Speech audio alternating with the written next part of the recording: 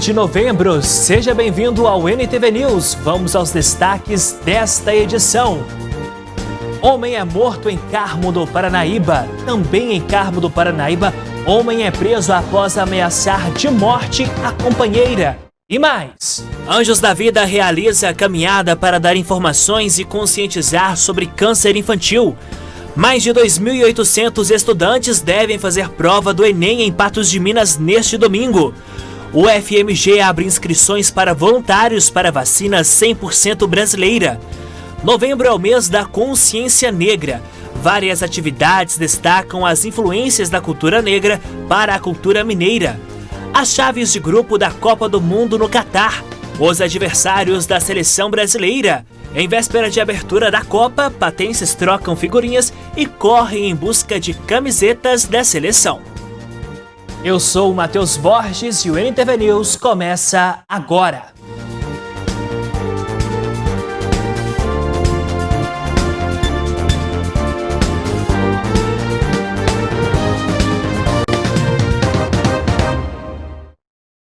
Boa noite. Nós abrimos esta edição te mostrando que um homicídio foi registrado ontem à noite na cidade de Carmo do Paranaíba. O fato aconteceu na rua Madre Paulina, no bairro Santa Cruz. A vítima tinha 31 anos de idade. O suspeito, que não foi localizado ainda, tem 40. Os dois eram amigos e teriam se desentendido por uma suposta traição envolvendo a vítima e a esposa do suspeito. Segundo a mulher do suspeito, recentemente a vítima Joelson Pedro da Silva passou próximo à casa de Adriano Alves de Souza e mostrou algumas pedras de crack e o chamou de corno. Após isso, Adriano ficou com raiva e queria saber o motivo de ter sido chamado de corno.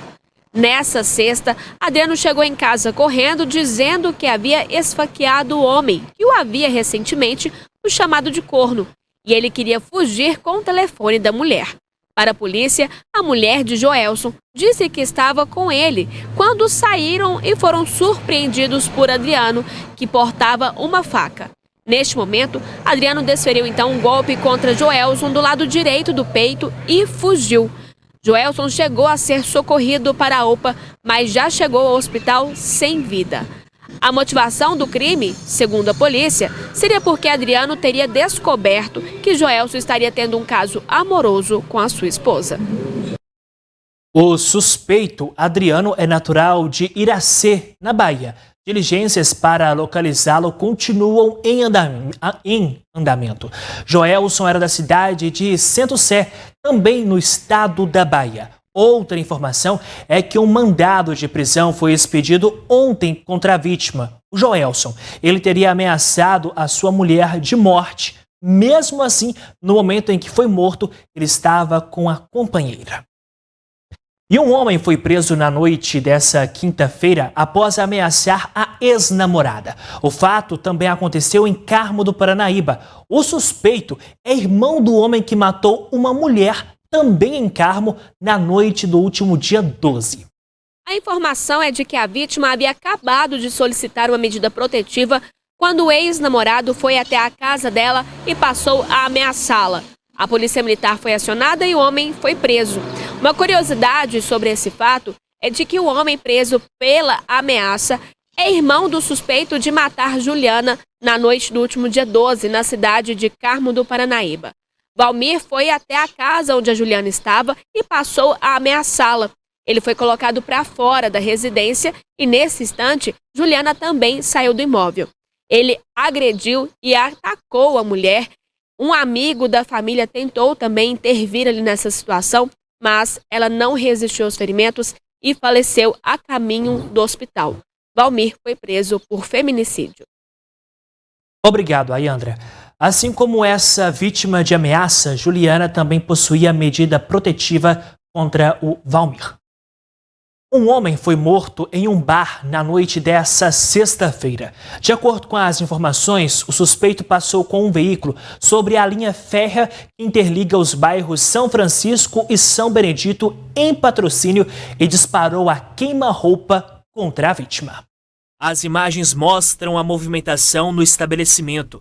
No canto da tela do seu vídeo, é possível ver o Arley Fabiano Vasconcelos, conhecido como Talismã, de 31 anos, com uma blusa de frio preta.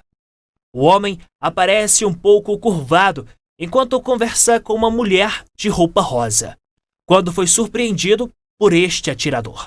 Ele estava de blusa azul com capuz e o rosto coberto por máscara. Depois de efetuar diversos disparos, o assassino foge. O crime aconteceu em um bar por volta das 11 horas da noite na Avenida Benedito Romão de Melo, bairro São Francisco, em Patrocínio. O corpo ficou estirado e uma poça de sangue se formou na porta do estabelecimento. O Arley Fabiano teria deixado a prisão há poucos meses, onde cumpriu pena por porte ilegal de arma de fogo e teria passagem em Uberlândia por homicídio. De acordo com a Polícia Militar, a vítima encontrava-se em cumprimento de pena na modalidade prisão domiciliar e não poderia frequentar bares, boates, casas de jogos, não poderia consumir bebidas alcoólicas em público e deveria estar recolhido em sua residência no horário das 7 horas da noite às 6 da manhã. Rastreamentos estão sendo realizados para identificar e prender as pessoas envolvidas nesse homicídio em Patrocínio. O Corpo de Bombeiros combateu um incêndio em um veículo na estrada no sentido de Sumaré, na zona rural de Patos de Minas. De acordo com o condutor, durante o deslocamento, ele ouviu um estalo vindo da parte dianteira do veículo e em seguida já viu as labaredas. Ainda segundo o homem, mesmo com o uso de extintores, ele e pessoas que passaram pela estrada não conseguiram apagar o incêndio, que acabou alastrando e tomando conta de todo o veículo. Foi utilizado um carro do Corpo de Bombeiros de 400 litros de água e o caminhão de combate a incêndio também deslocou em apoio.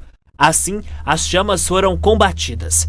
Após combater o incêndio, a equipe do Corpo de Bombeiros permaneceu sinalizando o local preventivamente até a chegada do guincho para evitar acidentes, visto tratar-se de uma estrada vicinal estreita e movimentada e o veículo incendiado estava obstruindo parcialmente a via.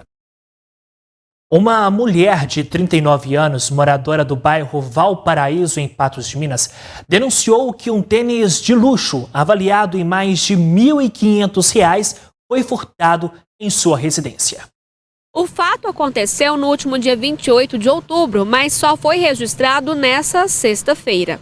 A moradora disse que, na época, contratou a diarista para fazer a limpeza da sua casa. Quando a funcionária saiu, ela sentiu falta de um par de tênis de uma marca de grife avaliado em R$ 1.600. A denunciante disse ainda que, ao questionar a diarista, que mora no bairro Coração Eucarístico, ela disse que teria entregado esse par de tênis para uma sobrinha, confessando o crime. A sobrinha dela não foi identificada. A ocorrência foi registrada para demais providências. Os casos de animais silvestres que volta ou outra aparecem no perímetro urbano continuam a aparecer. Neste sábado, um tamanduá foi capturado. O tamanduá foi encontrado na rua Geraldo Pereira Machado, no bairro Jardim Botânico, na cidade de Lagoa Formosa. O animal silvestre estava em um terreno baldio e foi capturado por militares do Corpo de Bombeiros. Logo após, ele voltou para seu habitat natural. 2 militares da Força Aérea Brasileira brigaram durante a troca de turno no Ministério da Defesa neste sábado, por volta das 7 horas da manhã. Felipe de Carvalho Salles, de 19 anos, sacou uma pistola e atirou na cabeça de Cauã Jesus de Cunha Duarte. A vítima foi encontrada dentro do anexo da pasta no piso térreo.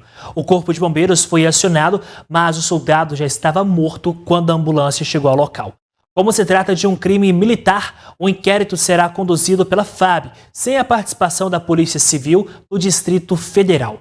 A coluna Na Mira apurou que a briga entre os militares com desfecho trágico teria ocorrido após discussão motivada pela troca de turno. Na noite dessa sexta-feira, a Polícia Rodoviária Federal informou em um bloqueio em uma rodovia de Uberaba. Os manifestantes, segundo a corporação, agiam de forma agressiva. O comunicado foi feito por meio da rede social Twitter às 10 horas e 17 minutos da noite. O bloqueio aconteceu em Uberaba, na BR-50, quilômetro 176, às 10h05. Segundo as informações, ocorreu uma interdição total e não havia previsão de liberação em virtude de manifestação de populares, com cerca de 80 manifestantes agindo com agressividade. Horas depois, a PRF informou que não haviam mais bloqueios em Minas Gerais. E o ministro Gilmar Mendes, do Supremo Tribunal Federal, negou hoje em Brasília a concessão de um habeas corpus coletivo a pessoas que participam de atos em frente a unidades das Forças Armadas e que não aceitam o resultado da eleição presidencial e pedem intervenção militar. Na decisão, ele disse haver um flagrante inadmissível no pedido feito pelo advogado Carlos Alexandre em nome de todos os participantes dos atos. Isso significa que o relator não aceitou analisar o mérito da solicitação por considerar não haver o mínimo de embasamento jurídico. O advogado queria, por exemplo, um salvo-conduto para que veículos que bloqueassem vias públicas em protesto contra o resultado das urnas e que eles não fossem multados no valor de R$100 mil por hora. Gilmar Mendes considerou o pedido inadmissível por atentar contra as leis e a própria Constituição. Abre aspas. Arquivem-se imediatamente os autos, independentemente de publicação, sem nova conclusão dos autos, em caso de interposição de recursos, fecha aspas, escreveu o ministro. Na última quinta-feira, Moraes determinou o bloqueio das contas de 43 pessoas físicas e jurídicas suspeitas de financiar atos que atentam contra a ordem democrática. Antes, o ministro já havia autorizado as polícias militares dos estados a liberarem as vias bloqueadas. A seguir, Anjos da Vida realizam caminhada para prestar informações sobre o câncer infantil e mais de 2.800 estudantes devem fazer a prova do Enem em Patos de Minas.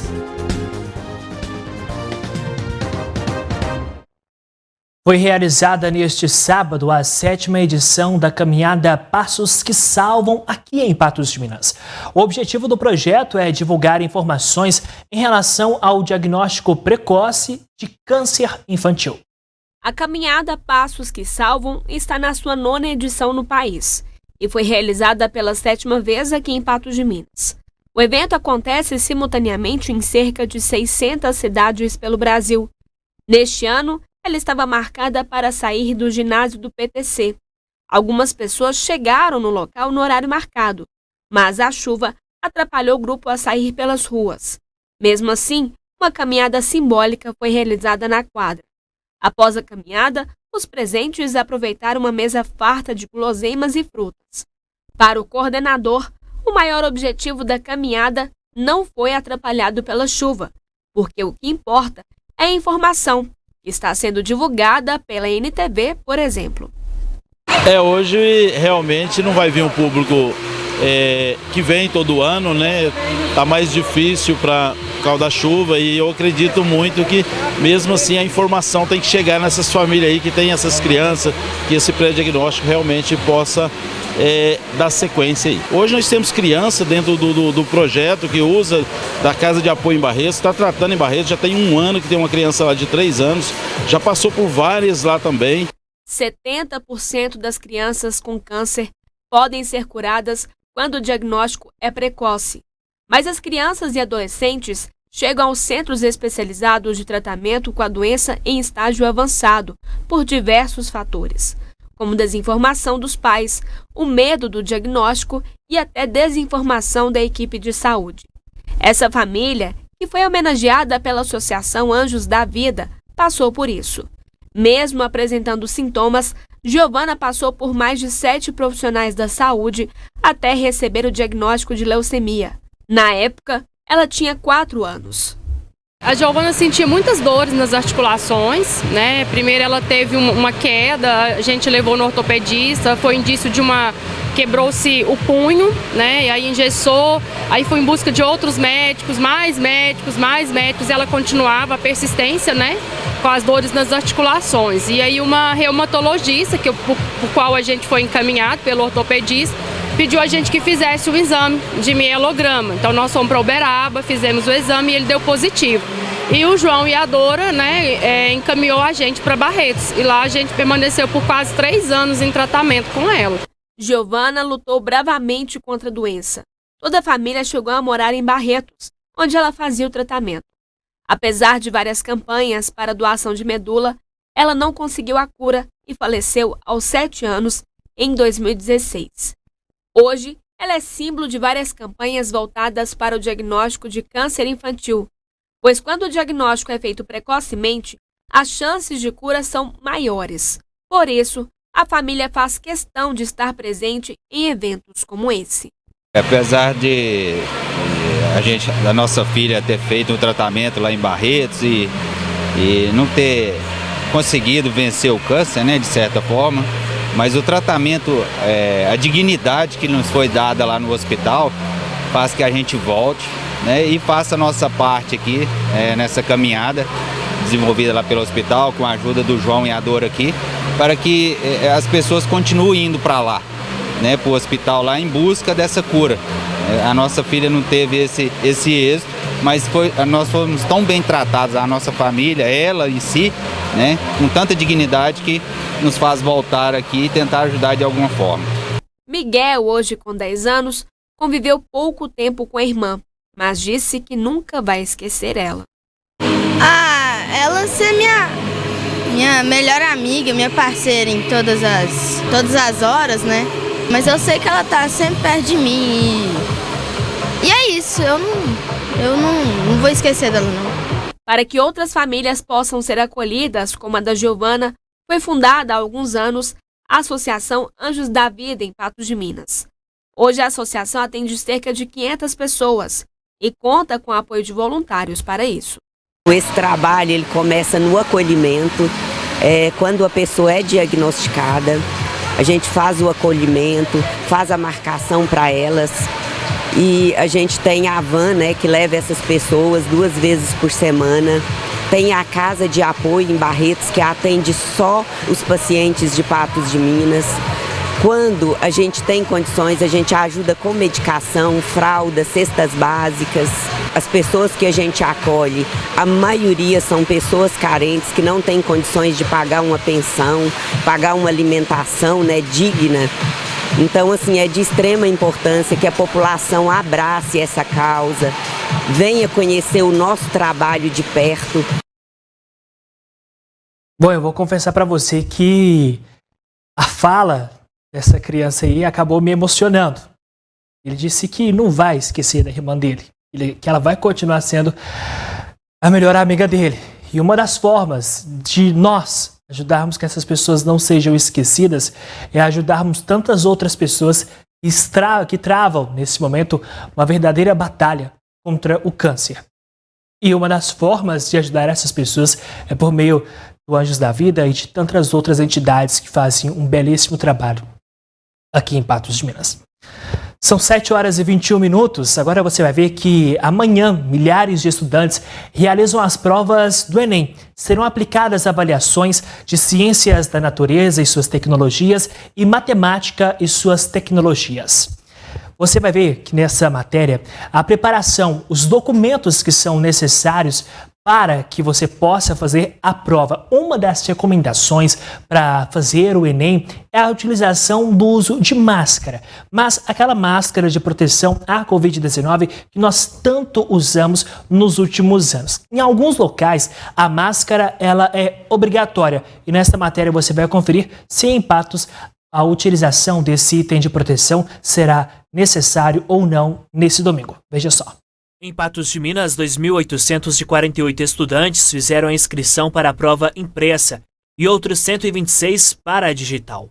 Neste domingo serão aplicadas provas de ciências da natureza e suas tecnologias e matemática e suas tecnologias. Para fazer o exame é obrigatório apresentar o documento de identidade e ter uma caneta esferográfica de tinta preta fabricada em material transparente.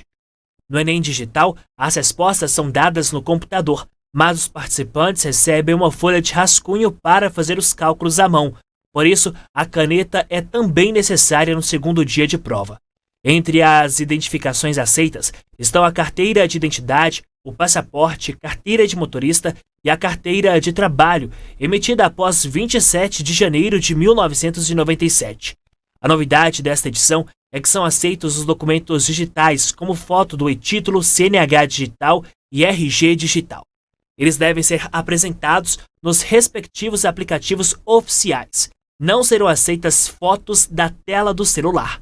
A máscara de proteção facial é obrigatória, exceto nos estados ou municípios onde o uso do item em local fechado esteja liberado por decreto ou ato administrativo de igual poder regulamentar.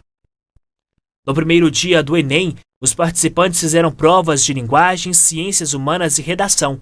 Ao todo, 2.500.000, ou seja, 73,3% dos cerca de 3,4 milhões de inscritos compareceram ao exame. Bom, como vimos há pouco, a máscara de proteção facial é obrigatória, exceto nos estados ou municípios onde o uso do item em local fechado esteja liberado por decreto ou ato administrativo de igual poder regulamentar. Em Patos de Minas, a secretária de Saúde disse em entrevista à NTV que o uso de máscaras era recomendado para todos, mas não de maneira obrigatória. Claro, máscaras ajudam na proteção da Covid-19. Por falar nessa doença, vamos conferir os números aqui em Patos de Minas a partir de agora. Segundo o painel coronavírus, são 17 pessoas que estão em casa se recuperando da Covid-19. Desde o início da pandemia, 36.105 casos confirmados. Deste total, 35.476 pessoas venceram a batalha contra a Covid-19. Neste momento, não temos nenhum paciente de Patos de Minas internado, seja em leito clínico ou de UTI. A situação já é diferente de pessoas fora Patos de Minas, mas que estão internadas aqui no município. Uma pessoa está internada em leito clínico e uma em UTI. A primeira vacina 100% brasileira contra a Covid-19, desenvolvida pela Universidade Federal de Minas Gerais, abriu cadastro para voluntários das fases 1 e 2 dos testes clínicos. Veja os critérios. Para participar dos testes, é preciso que o voluntário seja saudável e tenha entre 18 e 85 anos. Além disso, é necessário que ele tenha recebido 2 doses iniciais da Coronavac ou AstraZeneca e 1 ou 2 doses de reforço com a Pfizer ou AstraZeneca há pelo menos 6 meses. O voluntário também precisa morar em Belo Horizonte. Mulheres não podem estar grávidas nem amamentando. A autorização para testes em humanos foi concedida pela Anvisa no dia 3 de outubro. Para fazer o cadastro, é só preencher um formulário na página do CT Vacinas. Os selecionados passarão por uma triagem e serão submetidos a avaliações clínicas. O estudo será financiado pela UFMG, pelo Ministério da Ciência e Tecnologia e Inovação, Fiocruz e Prefeitura de Belo Horizonte. A previsão é que a dose seja aplicada na população a partir do ano de 2025. Está vendo por que é tão necessário investir na ciência? Ainda hoje, novembro é o mês da conscientização negra. Várias atividades destacam as influências da cultura negra para a cultura mineira. São 7h26. O NTV News volta depois do intervalo. De volta com o News para te mostrar que novembro é o mês da consciência negra. Várias atividades destacam as influências da cultura negra para a cultura mineira. E os saberes tradicionais são parte importantíssima dessa história. A guiné é facilmente encontrada nos quintais mineiros. Muita gente acha que é só um mato, mas Laura aprendeu com a avó quando ainda era criança os poderes medicinais da planta. Tem gente que morre de medo do guiné, né? Mas o guiné, ele é uma das plantas que consegue mais te limpar, né? A sua aura, as suas energias. O guiné poderosíssimo também para quem tem rinite. O guiné também para dores, o guiné no álcool, você passar num local que está com dor, principalmente nas juntas, né? Assim como o uso terapêutico das plantas, a benzeção e as rezas fazem parte das culturas indígenas, quilombolas e ribeirinhas. Ai, ai, meu Santo Antônio, tira os galhos do caminho. Ai, ai, meu Santo Antônio, tira as pedras do caminho. E é isso que eu peço a vocês e a Santo Antônio. Os saberes tradicionais e as manifestações culturais mineiras que receberam influência ou que se originaram da cultura africana receberam o nome de afromineiridades. Elas são importantes para o Estado, tanto que desde março deste ano, a Secretaria de Estado de Cultura e Turismo de Minas Gerais, por meio do IEFA, o Instituto Estadual do Patrimônio Histórico e Artístico, conta com um programa de proteção e valorização da cultura afro. O IEFA já vinha há alguns anos executando ações de salvaguarda com comunidades de matriz afro, mas agora a gente constitui, então, no ano de 2022, um programa específico, programa Afromineiridades, voltado para a proteção, salvaguarda, identificação dos bens culturais de natureza imaterial ou material, mas que tenham relação com a cultura afro, ou seja, que sofreram influência ao longo dos anos, desde o período colonial até hoje, da religiosidade, das matrizes africanas em Minas Gerais. Então, o objetivo do programa é executar ações e políticas públicas para os grupos culturais afro-mineiros. Como parte das ações do programa, neste ano as comemorações do Dia do Patrimônio celebram o povo negro. A programação vai até o domingo e conta com mesas temáticas, oficinas, rodas de conversa e apresentações culturais que serão realizadas nos espaços que compõem o Circuito Liberdade. Nesta roda de conversa, Zezinha falou sobre os saberes das parteiras tradicionais da própria aldeia. Compartilhar conhecimento é uma das formas de manter vivas as tradições. O saber que a gente tem hoje, que foi resgatado dos nossos ancestrais, nossos mais velhos, são sobre o parto tradicional, que vem das nossas mais velhos, que vem ensinando como fazer, e que hoje a maioria das nossas aldeias ainda tem, que são os partos tradicionais em casa, que tem os cuidados tradicionais, do uso dos remédios, que já engloba as plantas medicinais, que a gente usa bastante, já tem a Casa da Medicina, que a gente preserva.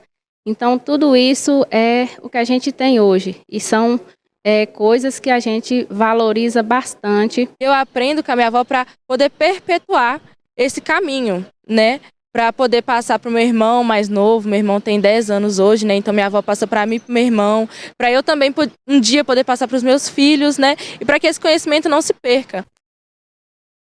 Ainda hoje aqui no News, as chaves do grupo as chaves de grupo da Copa do Mundo no Catar, os adversários da seleção brasileira. E em véspera de abertura da Copa, patenses trocam figurinhas e correm em busca de camisetas da seleção. 7h32.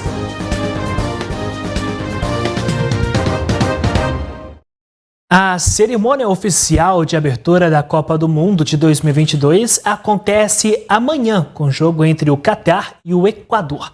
O show da cerimônia de abertura da Copa acontecerá pouco antes do primeiro jogo e deve contar com a presença do cantor sul-americano que pertence ao grupo K-pop BTS. Nomes como o do grupo americano Black Eyed Peas e do cantor inglês Robbie Williams também são especulados. A inglesa Dua Lipa negou a sua participação no evento. Dias depois dela negar, a cantora colombiana Shakira desistiu de participar da abertura da Copa do Mundo do Catar. Enquanto a abertura não chega, vamos ver como ficou a divisão para a disputa da fase de grupos da Copa. No grupo A está o Catar, Equador, Senegal e Holanda. No B, Inglaterra, Irã, Estados Unidos e Gales. No grupo C está a Argentina, a Arábia Saudita, o México e a Polônia. No D estão França, Austrália, Dinamarca e Tunísia. No grupo E, Espanha, Costa Rica, Alemanha e Japão. No grupo F, Bélgica, Canadá, Marrocos e Croácia. No grupo G está o Brasil, a Sérvia, a Suíça e Camarões. No grupo H, Portugal, Gana, Uruguai e Coreia do Sul. E a seleção brasileira estreia na Copa na quinta-feira, às 4 da tarde. Os canarinhos entram em campo na quinta-feira, às 4 da tarde, contra a Sérvia. No confronto em amistoso em 2014, o Brasil venceu por 1-0. Na partida da Copa de 2018, os brasileiros também levaram a melhor por 2-0.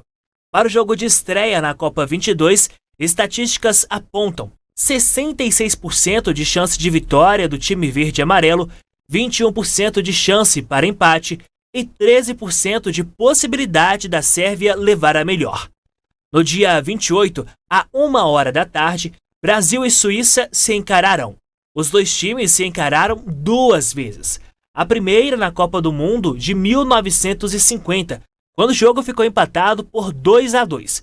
E 2018, também com partida empatada, mas desta vez 1-1. Analistas apontam que o Brasil pode quebrar o jejum de vitória contra o time nesta Copa. Na segunda partida da Copa de 22 da seleção brasileira, o time tem 64% de chance de vencer, 22% de empatar e a Suíça 14% de chance de vencer. Em 2 de dezembro, sexta-feira, às 4 da tarde, o Brasil enfrenta o Camarões. Os dois times já se encararam 3 vezes. Em 94, o Brasil venceu por 3-0.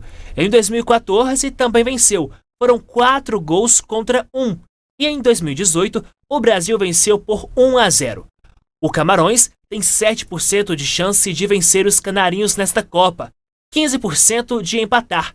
E o Brasil acumula 78% de chance de vencer.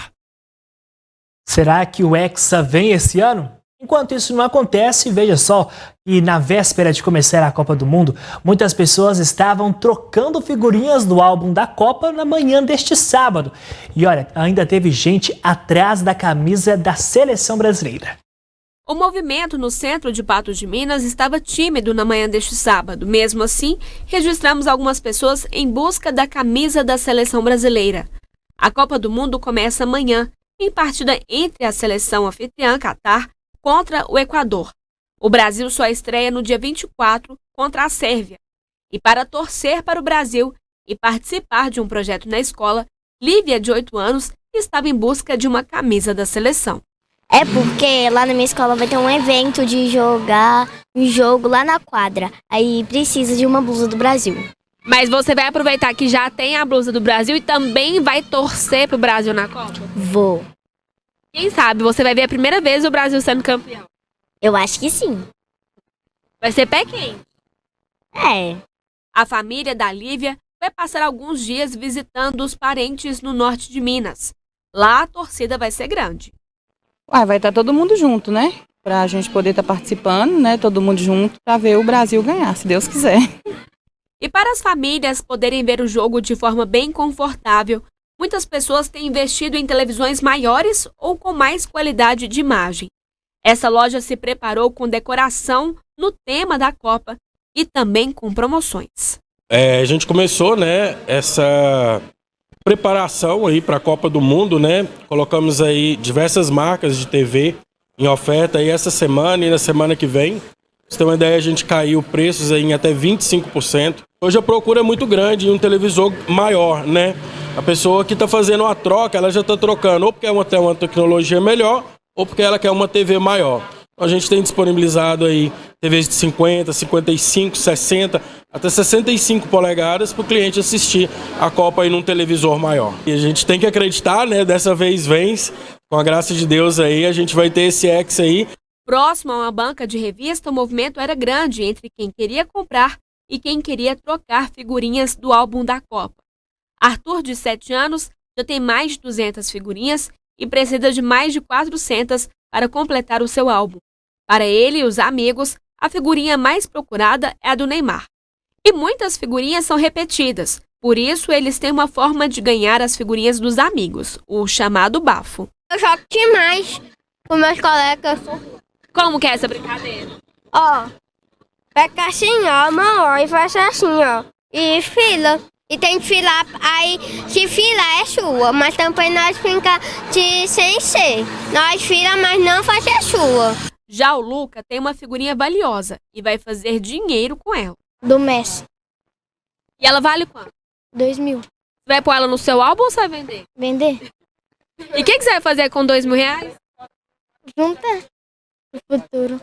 Os meninos que não se lembram da última Copa e esperam ver pela primeira vez o Brasil ser campeão, garantindo aí o Hexa, estão confiantes e apostam em um jogador. Se o Neymar chocar, fecha ele. Vou repetir uma frase que minha diretora disse agora há pouco aqui no meu ponto. O empreendedor na Copa, hein? R$2.000 vai ser bem utilizado por esse garoto. Como estamos falando, domingo começa mais uma Copa do Mundo, o maior espetáculo do futebol que tem o poder de mobilizar milhões de pessoas no planeta. E em Minas Gerais, claro, não é diferente. Em cada canto do estado tem alguém se preparando para acompanhar as partidas, especialmente as do Brasil.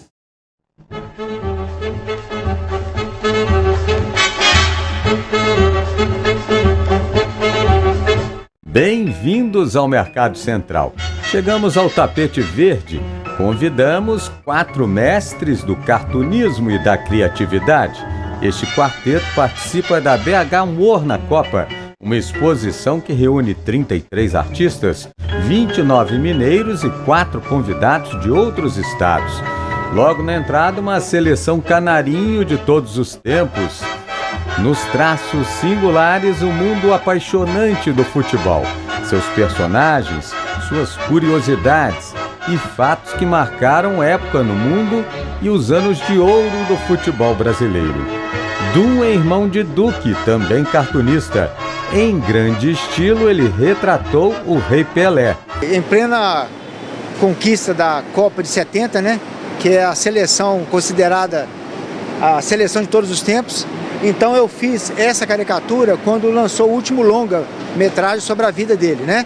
Então essa caricatura foi capa da reportagem da matéria principal, né? E também da capa principal do jornal. Nesta paixão nacional, muitas vezes o coração vai na frente. Mas ela é muito assim em cima da emoção do torcedor. Antes de uma partida decisiva, antes daquele, né, no final de Copa, final de campeonato, o torcedor correndo para ver o seu time e o coração dele está tão na expectativa que vai chegar antes dele lá no estádio. Paixão inesgotável que também pode ser vista e lida nas tirinhas. Uma pergunta intriga os estudiosos. De onde vem tanta paixão? Para retratar tudo isso é preciso também enxergar além das 4 linhas, como fez o Elvio, ao homenagear a Croácia e seu craque maior, Modric. Eu fiz essa charge baseada até no uniforme da Croácia, que o pessoal sempre fazia uma zoação que parecia um pano de prato, entendeu? Tipo, aí eu fiz dele comendo uma bola, porque ele é um senhor craque assim, da Croácia. Cartunistas também costumam lembrar no dia seguinte os momentos em que o futebol brasileiro até preferia esquecer. Como nesta charge que leva o título de A Mancha, de autoria de Duque. O maior vexame da história do Brasil e uma mancha que pode usar qualquer sabão em pó, alvejante, que essa mancha não sai. Além da camisa, acho que ela ficou na alma da gente também. Se somos pentacampeões mundiais, ninguém duvida. Mas a exposição também traz charges que são uma verdadeira crítica social, política, econômica e ambiental. Como esta aqui, que lembra um triste título que temos que guardar: o de campeão mundial do desmatamento. E não dá para esquecer também desta Copa de 2022 no Catar. Outros mestres que já se foram também são homenageados. Som Salvador, Nani, Afo e o cartunista Mangabeira, criador dos mascotes de Atlético, Cruzeiro e América. Uma mostra que vale a pena conferir durante esta Copa. Cara, tudo me chamou a atenção. Desenho é uma forma de expressar a arte, né? E através dos desenhos a gente vê muitas coisas principalmente sobre a Copa, jogadores memoráveis que ficaram no passado, pessoas da atualidade também. A seguir, você vai ver que Turma do Tiro de Guerra de 1991 promove encontro entre integrantes na tarde deste sábado e realizado hoje também mais um festival marreco. Agora são 7h47. O NTV News volta depois do intervalo. Estamos de volta com o NTV News e agora você vai ver que uma turma do tiro de guerra de 1991 promoveu um encontro entre os integrantes na tarde deste sábado. A confraternização contou com homenagens e recados de ex-integrantes do TG que relembraram os velhos tempos a serviço do país. O encontro reuniu, além da turma do tiro de guerra TG 04013 de 1991, amigos e familiares. No telão, aqueles que não puderam comparecer presencialmente deixaram um recadinho para os presentes. Mas foram cerca de 30 pessoas reunidas no salão de festa. E graças a Deus, nós organizamos a segunda confraternização do TG 04013, da segunda turma de 1991. Foi assim. Os amigos, os nossos colaboradores, as pessoas que ajudaram a gente, sempre junto, sempre com a gente, assim, falando no Zap, pelo telefone. Este é o segundo encontro da turma, que já contou com mais de 100 jovens entre 17 e 19 anos. Turma comandada pelo tenente Tadeu. Ele foi um dos responsáveis por orientar os jovens naquela época. Essa reunião foi a iniciativa do Alessandro Catão, que tomou a frente, né? E aderiu vários companheiros e fizesse com que pudesse estarmos aqui hoje. Foi muito sacrifício, evidentemente, mas compensador e revendo o pessoal de 31 anos atrás. Hoje, reunir esse pessoal é uma grande satisfação para cada um deles. Agora adultos, cada um seguiu seu caminho, mas a amizade permaneceu. A princípio, eu vim de uma unidade operacional, vim para cá, não tinha a mínima noção do que era a vida e a função no tiro de guerra. Vim, fiquei 3 longos anos aqui e foi maravilhoso vamos dizer assim, o aprendizado meu e o que eu pude transmitir para os meninos daqui. Não parece nada, mas passaram pela minha mão 900 atiradores. É a segunda vez que eu venho e cada vez que venho é mais prazeroso. Quantas tiverem e eu puder estar presente, eu estarei. É algo assim indescritível. Em 1991 a gente era adolescente, né? A gente tinha 18 anos.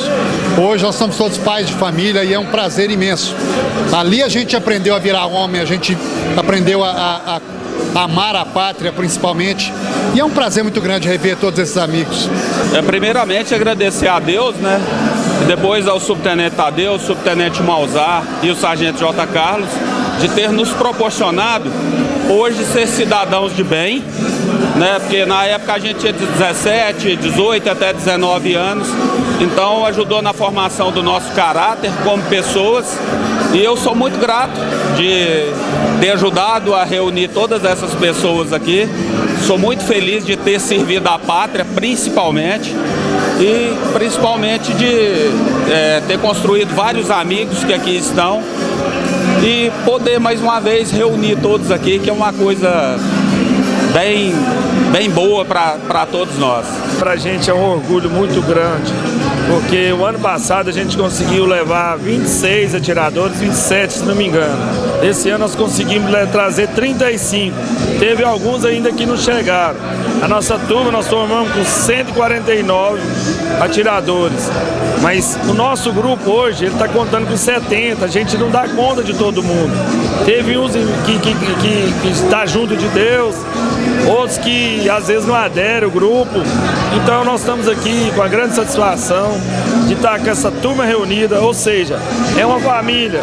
E a gente faz questão de trazer a família. Foi realizado neste sábado mais um festival marreco em uma versão reduzida. 11 apresentações foram preparadas até a madrugada deste domingo. Essa é uma versão resumida de um dos festivais mais conhecidos de Patos de Minas, o Marreco. Em sua segunda edição do Marreco Sessions, este contou com 11 apresentações, sendo 8 bandas e 3 DJs. O evento teve entrada gratuita, mas com limitação de 350 ingressos devido ao espaço fechado, o que não significa que a casa não ficou cheia. Pelo contrário, os ingressos se esgotaram ainda no primeiro lote e a expectativa era de cerca de 600 pessoas passarem pelo local até o fim da noite, programada para encerrar com o último show à 1h. Correria total para preparar este evento e deixar tudo pronto para o público. Mas o resultado foi este: casa cheia, grandes apresentações, músicas incríveis e um público bem animado com os shows da noite.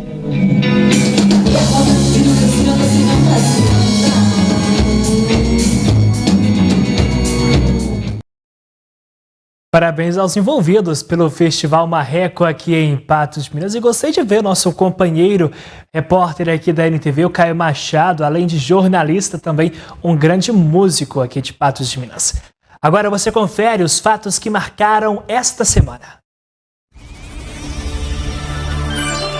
Uma tentativa de homicídio foi registrada na tarde de domingo no centro de Patos de Minas. O crime aconteceu em um clube na Avenida Getúlio Vargas. Uma pessoa ficou ferida, houve troca de tiros e diversas pessoas saíram correndo do local. Na terça-feira, nós mostramos que a circulação de novas linhagens da variante Ômicron, como a BQ1, e aumento em 120% de casos positivos de Covid-19, fez com que a Secretaria de Vigilância em Saúde do Ministério da Saúde emitisse nota técnica e voltasse a recomendar a utilização de máscaras de proteção, principalmente para pessoas com fatores de risco, gestantes e idosos, e também para a higienização das mãos. Na terça foi feriado chuvoso no Alto Paranaíba e Noroeste Mineiro, com alerta do INMET para chuva intensa. Choveu forte em Patos de Minas. Muitos locais ficaram alagados. Em alguns trechos, os problemas de sempre. Basta chover para que os transtornos voltem a aparecer, como na esquina da Rua José dos Seis com a Rua Major Gotti, próximo ao Hospital Regional. Na quarta, mais um caso de feminicídio foi registrado na região. O crime aconteceu no fim da madrugada em Varjão de Minas. A vítima foi morta a facadas pelo ex-companheiro dentro da sua casa, que fica na Rua Zezinho Lopes, no bairro Campo Belo. O autor do assassinato teria pulado o muro do imóvel onde a ex-esposa morava e invadiu o local. Durante uma discussão, Vilmair Nogueira desferiu diversas facadas contra Luciene Camargos. Logo após matar a ex-companheira, o homem informou a família que tiraria a própria vida e indicou o local de onde estaria. Na quinta-feira, nós mostramos que uma mulher de 54 anos foi brutalmente assassinada com golpes de macaco de carro. Os golpes atingiram a cabeça dela em Varjão de Minas. A mulher morreu por traumatismo craniano. O homem que matou Neuza Júlia confessou o crime. Jean Carlos cometeu o feminicídio porque a mulher teria se negado a continuar a relação sexual com ele. O corpo foi encontrado dias depois dela ser morta e enterrado na zona rural. A Polícia Civil deflagrou na manhã de sexta-feira em Patos de Minas mais uma etapa da Operação Covardes, que chegou à fase de número 5, denominada Faroeste. As ações contra o crime organizado são realizadas em conjunto com a Polícia Militar. De acordo com o delegado Luiz Mauro Sampaio Pereira, titular da Delegacia de Crimes contra a Vida, os 3 alvos da operação estariam tentando matar um outro por conta de espaço para a atuação criminosa. Mais informações você tem quando acessar os sites patosja.com.br e ntv.tv.br. Baixe agora os aplicativos disponíveis na loja do seu celular, o NTV e Patos Já, e fique por dentro da nossa programação. Eu sou o Matheus Borges e este foi o NTV News. Boa noite.